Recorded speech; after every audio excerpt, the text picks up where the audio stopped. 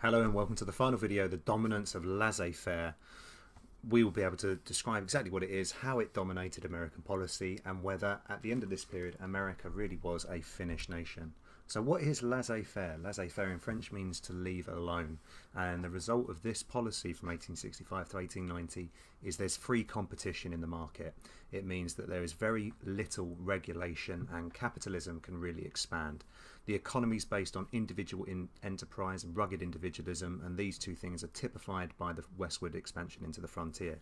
It means that if you work hard enough, you can dominate the economy, and it leads to some huge problems. That is through minimal interference from the state, the federal government, and it's based on ideas of social Darwinism. So if you become a millionaire, that's because you've been successful, you're fitter than others, and therefore you survive. The result of this in America is huge expansion westward, the claiming of the frontiers, huge investment and expansion of the economy. We see how the success of the Gilded Age really shows and demonstrates this, and it leads to individuals gaining huge amounts of money, known as the rubber barons, such as Carnegie, Rockefeller, etc. The results of this are exploitation of the workers, huge influx of immigration to fill the jobs of the expanding economy, migration northwards to the cities to seek a better life, migration westward to fill the frontiers, to fill the territories, and it leads to huge amounts of political corruption and economic corruption as well. So we've got the Tweed Ring and other events. And the railways, always back to the railways. The railways are a good example of this. So the free competition allowed companies to be set up. The companies exploited the workers, created an influx of immigration into the United States, paid their workers very little. They regularly went on strike. The result was corruption from the political parties in order to give railroad companies what they wanted.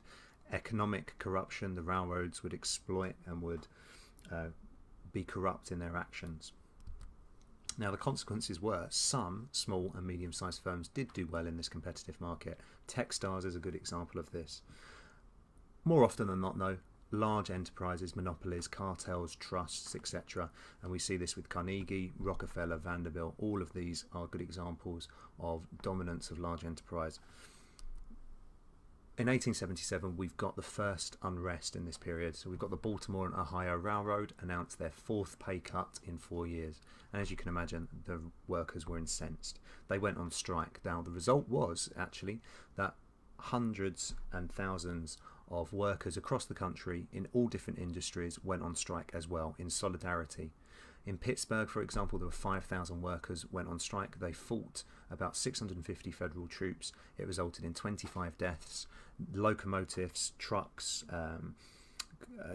trailers, all damaged. National violence. Middle America was horrified at the amount of damage that was caused. $10 million worth of damage.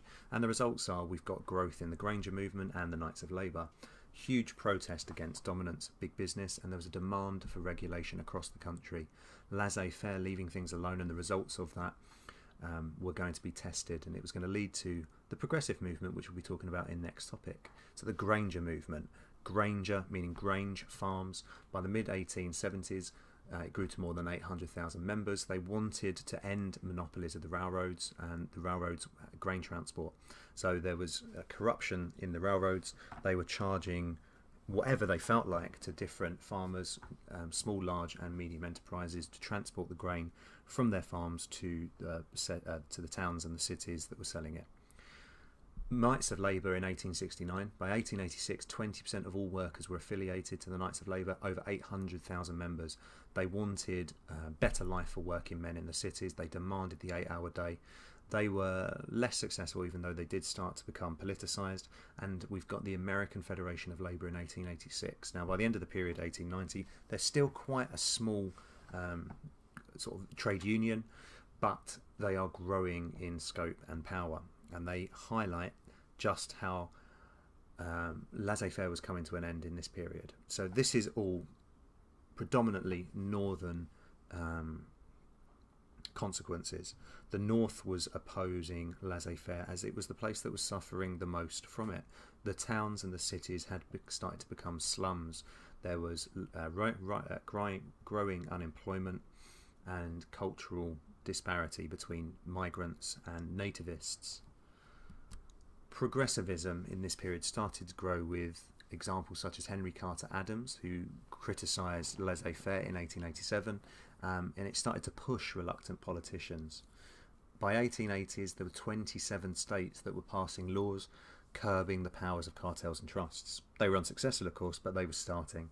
In 1887, the results are the Interstate Commerce Commission, that's designed as the federal government to intervene to end the railroads' exploitation of farmers, end the exploitation of the railroads for its workers and other events. In 1890, we got the Sherman Antitrust Act. That's the very start of curbing these large-scale trusts. Remember, we talked about that in economies earlier.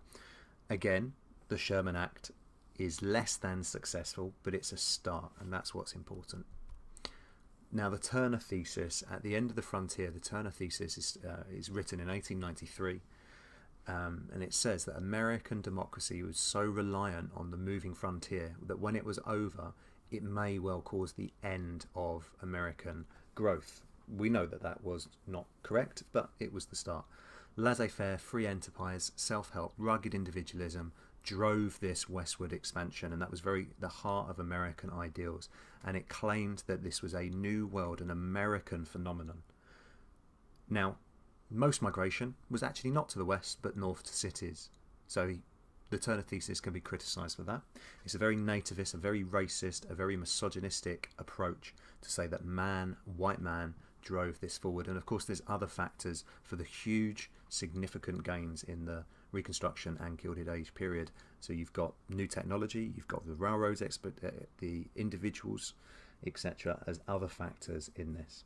And that's it. We bring to an end the Reconstruction period from 1865 to 1877 and the end of the Gilded Age as well. And that's the first topic done and dusted. Now on to Progressivism from 1890 onwards.